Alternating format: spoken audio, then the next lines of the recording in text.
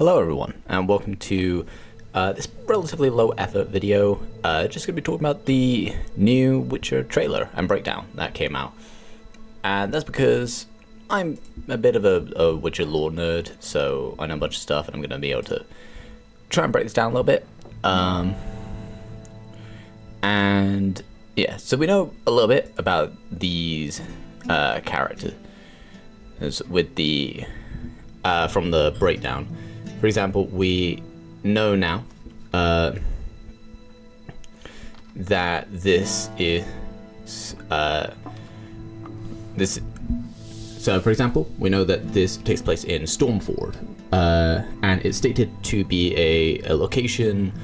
It's an isolated village, isolated in the north. Now, I'm assuming that by the north they mean Kovir, Povis, Henforth League, or Hensford League. Mainly around the fact that I feel like if they were referring to the Northern Realms, they would have just said the Northern Realms rather than just the North. Mix that in, obviously, with the more, sort of the colder looking environment and the clothing seemingly made for, cold weather. Kovir hasn't really had a whole lot of establishment over its accents. So the accents, for example, in this are not super different from the other ones that we've heard in like Temeria. But as I said, they've been inconsistent. I can only really think of two Koviri characters that appear in the games off the top of my head, and that being the one guy in Witcher 1 in not Lakeside, Murky Waters. He had a distinctive accent from what I remember, but Sheila de Tanseville, or Shiala de Tankeville, if you're going by the book spelling, she didn't really have a definitive accent. So, what that means for this isn't super clear. They might just be going with the standard northern accents. They do seem to generalize the accents a lot. There's not really too many distinctive accents outside of a class divide. So based on what he said at the end, with her being killed in the film, however, in the game, the choices will always affect the outcome. But yeah, that there is a way to save her.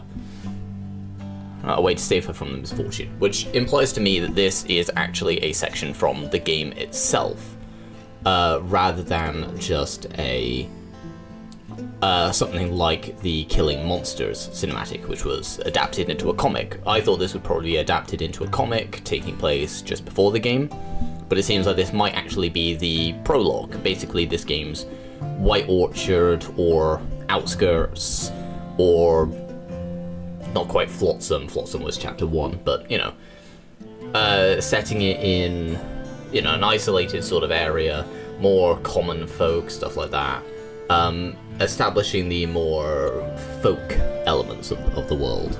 So my assumption would be, based off, he has whose coin did he take, and this guy's reaction, that to me, that seemed to imply that he's the one who hired Ciri. And I suspect he might show up again as another character. If this is actually a thing in the game, he might be semi-relevant going forwards. Another thing as well about female Witchers is the reaction here when they see Ciri. Now, it's actually quite nice is that Ciri has yellow-green eyes. They're actually the same color as her eyes in the game, which in the previous game, which is cool. As we never really saw alternate eye colors for Witchers.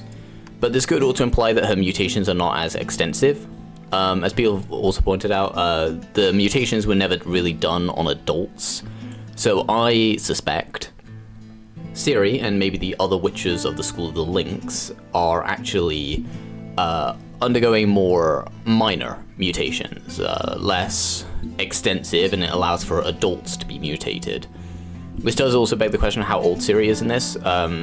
Ciri was, I believe, 20 in Witcher 3. She looks a little older in this, but I also think they've given her a little bit of a redesign. So how many years after the events of Witcher 3 this is, no idea. The closest we have is that one Witcher comic that featured her post Witcher 3 that established that she did become a Witcher afterwards, but she didn't have the mutations in that. She was still regular her. Although interestingly enough in that, she never actually used any of her Elder Blood powers in that comic. And she doesn't use them here either, so it's gonna be interesting to find out what happened to those powers. But considering also how we see all of these people back away, it seems like female witchers are still not a generally accepted thing in the Witcher universe. They aren't common. I mean, witches aren't accepted anyway, but, you know, they aren't common. There's still surprise seeing a female witcher. I suspect Ciri will either be the only female witcher, or there will only be a handful of them. Like, maybe she's, you know, one of 2 female witchers, or one of 3 female witchers. So this area looks a bit like the coin. So we can assume then potentially that this is a relevant location. There seems to be some similarities here. And what did he call it in the Heart of Darkness? Whether that is the actual name of this location, no idea. My first thought was related to a specific location where the monster that killed Alzor, one of the mages behind creating the Witchers, where his monster went. I'll try and dig that up in post. I don't think that'll be there, although that would have been a cool location. It's like a ravine that's full of monsters that no Witcher has been able to clear out. We've also found out that this smoke, or this mist, is hallucinogenic. So it would be cool if we actually deal a little bit with hallucinations in the game. That could be a cool mechanic to actually have. We kind of had them a little bit with the fiends, but not much. Another thing is the language that this woman is singing in. They don't address what language it is. I don't recognize it. It doesn't sound like Elder speech, and I don't really know why it would be Elder speech. Like, not many people in rural villages can speak it. Because if this is a village in the north, then it wouldn't be skeleton jargon, which I was suspecting it might be the language of the skeletons. Yeah, it's also established that she was going to be a human, not a human sacrifice, but she's a lure used by Ciri. Basically being that Ciri used her to lure out the monster with the song and all of that, and then told her to leave. This is interesting. I actually kind of hope that we get to see more of stuff like that in this sort of Witcher game. It was a thing that happened a couple of times in the books with Geralt. The short story The Witcher, as Geralt used the guy who was responsible for the Striga curse to be used as a lure for the Striga, and in Season of Storms, Geralt also used a family, including a young child, to try and lure the, I think it was the Mir, a mutant monster, out of hiding so that he could attack it. And he wasn't able to save them all fast enough. Something he did regret, and he ended up leaving town before the daughter could find out that he made her a half-orphan. But it'd be interesting to have stuff like that where, you know, you could either lure a monster out, making the fight a bit easier, and putting things maybe more onto your side, like being able to set traps and stuff, if they bring back traps, or you can try and spare that person and not get them at risk of being killed. But obviously then that means that you have to, it's a harder fight. That could be cool. I do like Ciri's armor. It feels like a nice mix between the Viper armor, both the one that we saw in Hearts of Stone and also Witcher 2, with some minor elements from like Urzine armor with the fur and sort of, and the corset actually kind of reminds me a little bit of the oh, I don't remember. I think it's also still her same belt from the first game, or not the third game, but I'm not sure. But we get a nice little look at the medallion there. The School of Lynx, it seems to now be confirmed as a new school. I've heard some people say that maybe she'll be the founder of the school, but I don't think that would be the case. I think most likely it'll be someone else who set it up. I'm thinking Eskel, because we know Geralt makes a cameo, but I kind of want to hope that Geralt actually got to retire in Toussaint, and I hope they stick with that. I did see someone say that they don't think that Yennefer or Geralt would have let Ciri go through the Trial of the Grasses, and I will admit, I can kind of see that, but I think they would need a guarantee that she would survive. I don't think they would be inherently against her becoming a Witcher. I mean, if anything, it would lengthen her lifespan. I mean, Yennefer was 97 in 1267, and Geralt is 97 in 1272. And Ciri would not live long enough for them to both like outlive her. How she survived the trial, as I said, I think they're using a weaker version. The Elder Blood could also be an example or an explanation, but I kind of hope they just go with the idea of it being a weaker version of the trial. I did see some people say that the secrets to creating new Witchers has been lost. I don't think that's true. We saw in Witcher 1 with the Salamandra that the Witcher secrets still exist. It's just that the Witchers themselves don't know how to do it. Vesemir was a fencing teacher. He never knew how to do it, and that's why in the 1230s, that was when they mutated their final Witcher, most likely being Lambert, or Lambert was probably among the final Witchers.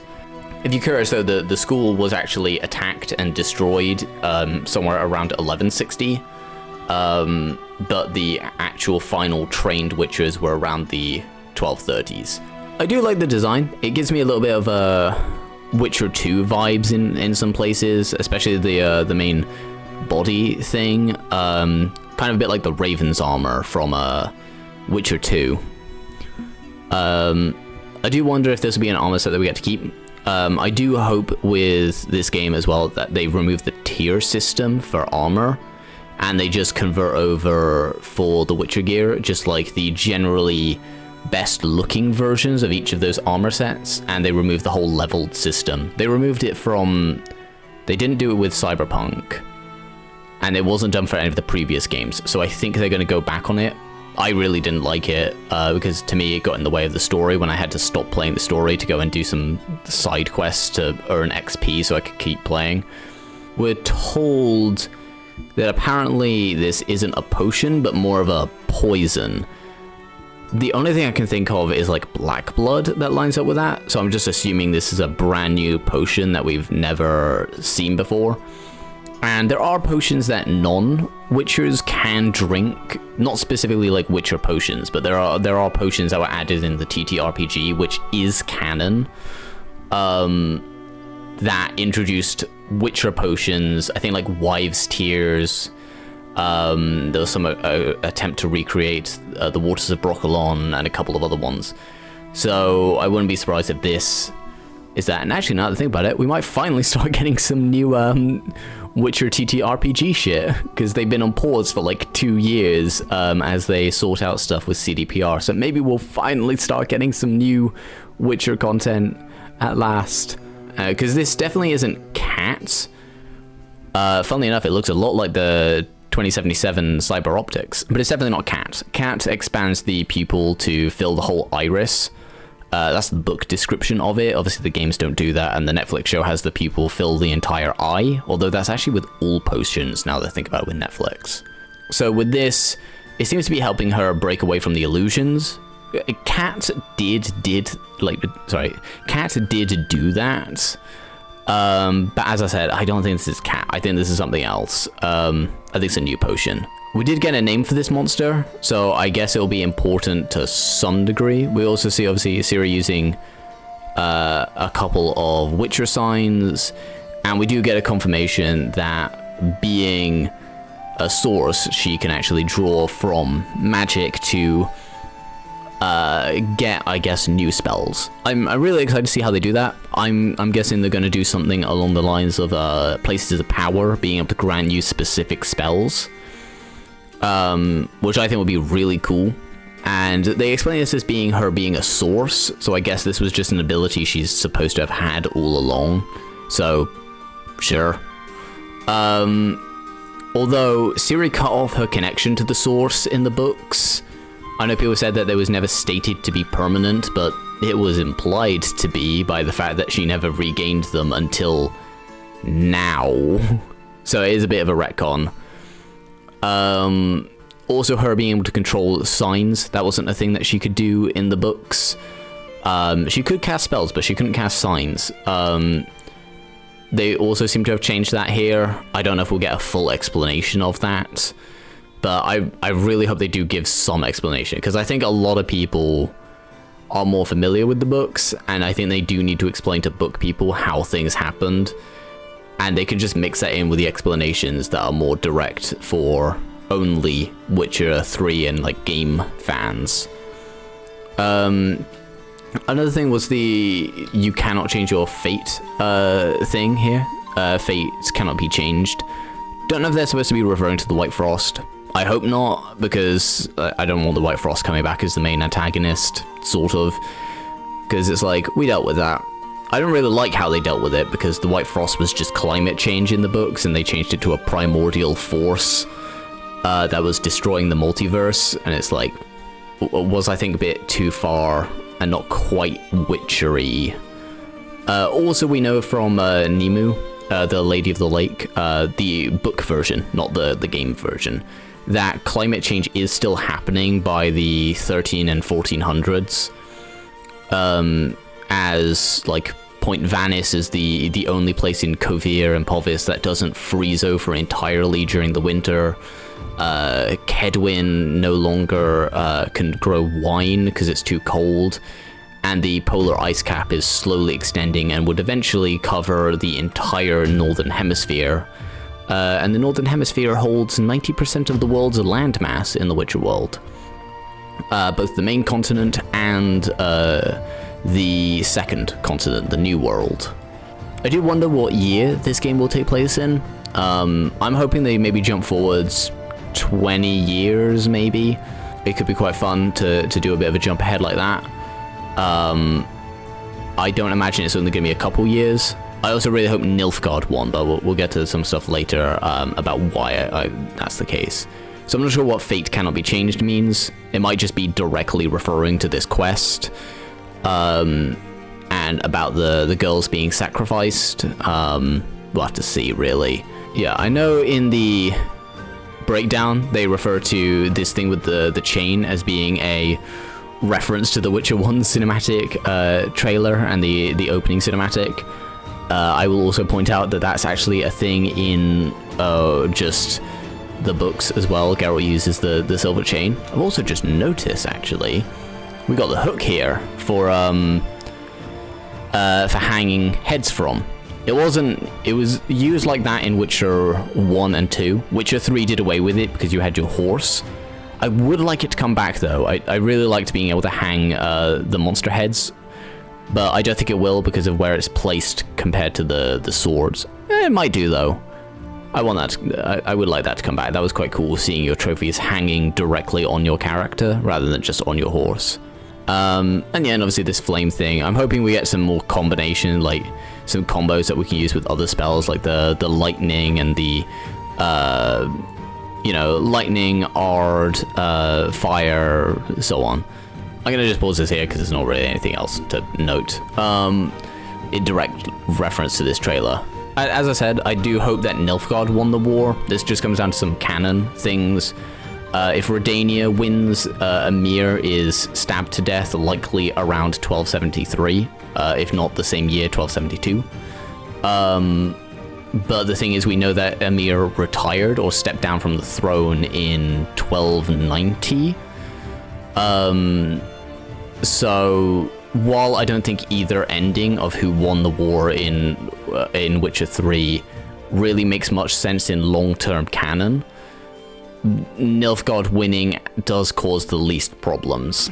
The other stuff as well was how Redania losing is more of a given because there's a quest around having Redania lose the war. There isn't a quest around Nilfgaard losing the war, meaning most players, unless they were actually playing as neutral, didn't engage with the Radovid assassination quest. and very few, I would imagine, actually let Dijkstra betray and kill everyone who helped to seize power. They have also established that, unlike Geralt, Ciri is someone who would actually prefer, like, when presented with lesser, greater, and middling evil, while Geralt would prefer to not choose at all, Ciri would choose. And I do find that interesting as a minor character difference, and I am interested to see how that's going to portray itself in the actual game and through the options we get. Another thing is romances. Ciri's bisexual in the books. In the books, she first dates Missile, a woman, and at the end of the books, she doesn't really get together with, but she considers getting together with one of the members of the Round Table, because at the end of the books, if you're unaware, Ciri traveled to England, specifically the King Arthur England, and met one of the Knights of the Round Table and was heading back to Camelot. That was the last time we saw her in the books. But she considered that knight to be quite handsome. So we know for a fact that she is bisexual, which means that they can actually write in more romance options.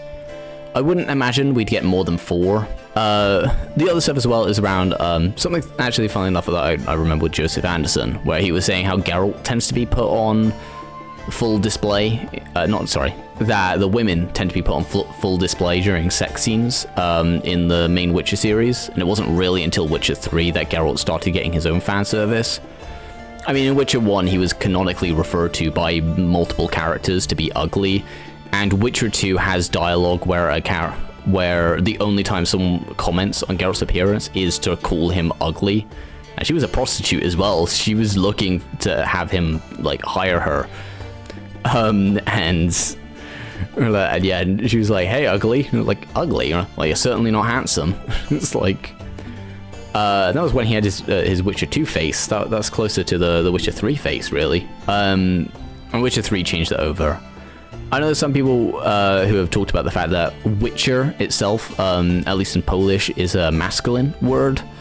Kind of like how Potka, the name of Geralt's horse in Polish, is a feminine word. And, you know, that's why Roach being a female horse is the main thing in the books, and he doesn't really have any male horses named that, because Płotka, as I said, is a feminine word.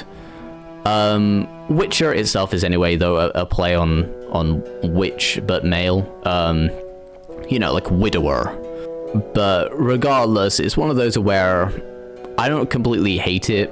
I think they could do something which is a bit of like a here's a woman in a man's world kind of thing, which could work.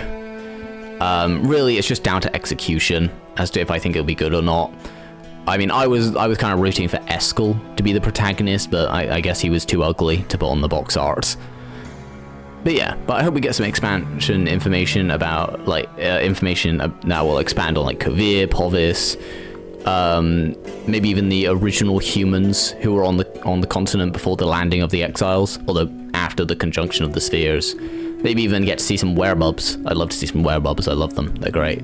Maybe Vran, although I imagine the Vran are more southern. So yeah, there's a lot of things I really hope for. I hope they bring back some older systems, like potions, for example. I hope they kind of go back to how they were in Witcher 2, where they lasted about 10 minutes.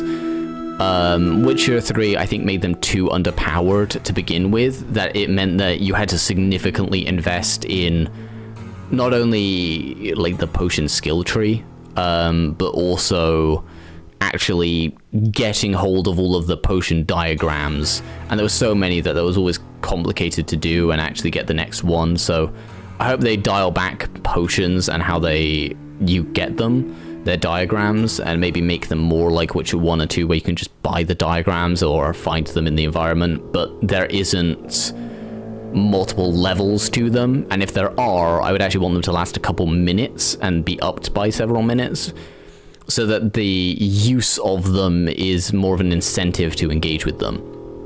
Other stuff I love to see them add dual wielding, kind of like how, you know, like 2 swords on the back and then 1 on the hip, and then maybe another one for, like, some sort of utility item, like the chain that we saw, maybe a crossbow instead, or like throwing weapons, like whatever, like some other alternative utility item.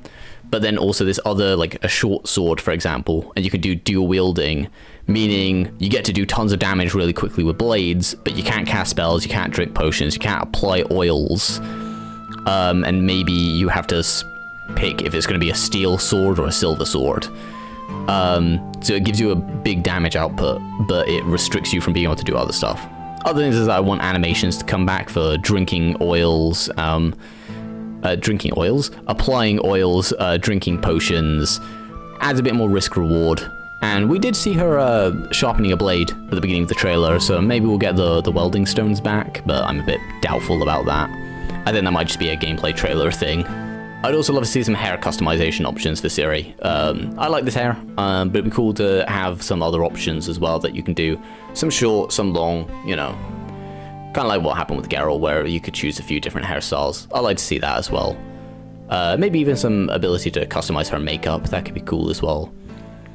Other than that, I mean, there's not really much else to speculate on, like plot-wise or anything, so we'll see. I mean, I guess the second conjunction happened at the end of the third game. So monsters are probably back and more prevalent. Maybe we'll see some bigger monsters, and then we can have Ciri be a bit more powerful. And who knows? This is like far-reaching, more like DLC stuff. But I love like one DLC to be a more simple, you know, like Price of Neutrality from Witcher 1. More down to earth, simple stakes. And then a second one could be something like Blood and Wine, where we get to go to a completely new land, maybe I don't know, maybe the far north if this is in Kovir, maybe Ophir or Hackland, or Hackland actually would be really cool, but that's really far away. So maybe like Ophir or Zerrikania to contrast the more cold weather that we're seeing in this, as the far north would be just even colder. But we get mammoths and probably some other cool far northern styled monsters. Or the second continent. It gets discovered at the end of the century, so if this game takes place near the end of the century, at nearly the 1300s, could probably justify Ciri going there. And fun fact, someone she actually studied with in Blood of Elves is the one who canonically went and discovered the second continent, so it'd be a really fun little reunion between those two characters. Yeah. Not really anything else to say from what I feel like. It's a cool trailer. I think it's quite entertaining. There's some stuff I'm worried about, like, and some things that I'd like to see them try and improve on. Like, Cyberpunk 2077, for example, there is only female nudity in that game. If you didn't play as a male character, then you do not see any nudity of men. Like, you know, obviously the Judy and V, that's lesbian, obviously, so obviously no male nudity in there. But the Panam and V sex scene, that has female nudity predominantly, but you don't see anything of V. And the River and female V has female V lay on the bed in front of a mirror, so you can see V entirely naked, but you don't even get to see River's ass. And I'm just like, balance out. You don't have to show a dick if you don't want to show a dick, but like, maybe should show a man's buns. Like, you know, I know the target audience is like straight men, but like, you know, you got a female protagonist now. It's gonna be really obvious if she's the one put on display. I mean, they avoided nudity as well, like Ciri nudity in the third game. So like, I feel like they're gonna try and avoid doing that here. Then again, the comic did show like Ciri nude. Then again, it also showed Geralt in a thong. I know it was a loincloth, but whatever. So yeah, there's a few things that I hope they change. Some stuff I hope they borrow from other games, like the tonic making system from Red Dead 2. That would be quite nice to see as a bit of an immersion detail. Maybe even doing that mod that people did where it's like it actually time lapses the environment when you meditate. If Siri can meditate, but I assume she can. If not, she'll at least have the wait function. But anyway, as I said, I think that's everything I need to say. I'm gonna stop recording now because I've been recording for 40 minutes. So yeah, I'll wrap this here, try and trim it down to see what, and just sort of upload it.